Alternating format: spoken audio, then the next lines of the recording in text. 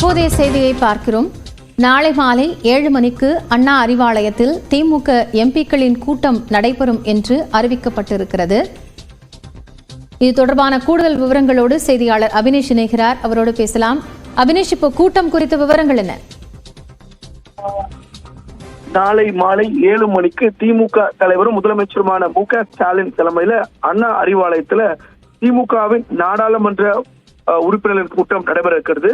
வரும் நவம்பர் மாதம் 25ஆம் தேதி குளிர்கால கூட்டத்தொடர் கூட இருக்கக்கூடிய நிலையில திமுக மக்களவை மற்றும் மாநிலங்களவை உறுப்பினர்கள் இந்த கூட்டத்தொடரில் எழுப்ப வேண்டிய முக்கியமான பொருட்கள் குறித்து இந்த கூட்டத்தில் விரிவாக ஆலோசிக்கப்பட இருக்கிறது. குறிப்பாக ஏற்கனவே தமிழகத்திற்கு வேண்டிய நிதி ஆதாரம் உள்ளிட்ட முக்கிய பிரச்சனைகளை திமுக மக்களவை மற்றும் மாநிலங்களவையில திமுக உறுப்பினர்கள் தொடர்ச்சியாக கேள்விகளை எழுப்பி வராங்க. அந்த அடிப்படையில வரக்கூடிய குளிர்கால கூட்டத்தொடரில் திமுக சார்பில் திமுக உறுப்பினர்கள் தமிழ்நாட்டுக்கு தேவையான நிதி ஆதாரங்கள், அதே போல சென்னை, அதே போல கோவை மற்றும் மதுரை ஆகிய மாவட்டங்களில் இருக்கக்கூடிய மெட்ரோ திட்டங்கள் பணிகள் குறித்தும் உள்ளிட்ட பல்வேறு பிரச்சனைகள் குறித்தும் பல்வேறு திட்டங்கள் நிலை குறித்தும் இந்த கூட்டத்தில் விவாதித்து அதை குளிர்கால கூட்டத்தொடரில் கேள்வி எழுப்புவதற்கான இந்த கூட்டம் என்பது நடைபெற இருக்கிறது.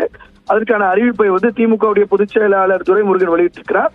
நாளை மாலை 7 மணிக்கு திமுக தலைவரும் முதலமைச்சருமான மு.க. ஸ்டாலின் தலைமையில திமுகவின் மக்களவை மற்றும் மாநிலங்களவை உறுப்பினர்கள் கூட்டம் அண்ணா அறிவாலயத்தில் நாளை மாலை 7 மணிக்கு நடைபெறுகிறது. நன்றி அபினேஷ், விவரங்களை வழங்கியமைத்தார்.